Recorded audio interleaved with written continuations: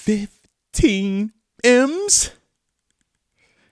15 of them things. That's a little spicy. It's a little rich for my blood.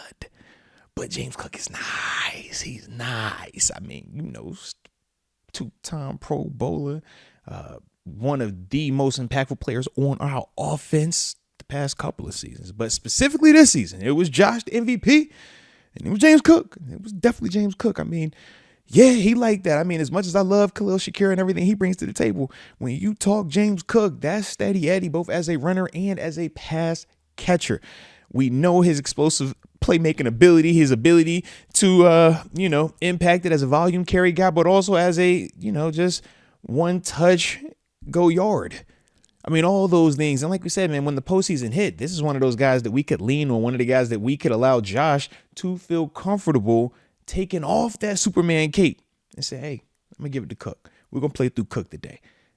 I mean, it was a breath of fresh air when we would see it. And it was a breath of fresh air every time we witnessed the production come from that. But at the same time, I can understand where James Cook is coming from. You play running back, the most violent position on the field, and it's the position that has the absolute shortest shelf life as it pertains to the professional position groups, right? So with that, yeah, he's looking at Saquon. He's looking at Derrick Henry. He's looking at Josh Jacobs. He's seeing how these guys have gotten paid, but he's also seeing their impact. And he obviously knows his own impact here in Buffalo. And as he said, he's not trying to cause any type of, negative energy, but he feels he's worth $15 million and he's willing to stand on that.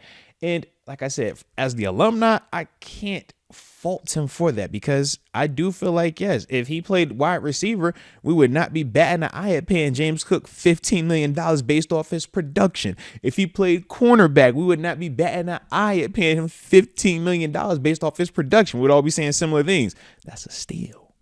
You got a Pro Bowl corner, Pro Bowl wide receiver for $15 million. That's a steal. But he plays running back. And I understand you don't pay running backs. You definitely don't draft running backs in the first round, and all the other things that we talk about being taboo as it pertains to that position. But James Cook, to me, has shown that he is more than just a running back, and I put him in the playmaker category. I do feel like playmakers are different. I think playmakers are the Christian McCaffreys, are the Alvin Kamaras, are the Saquon Barkleys. Playmakers, you do pay more.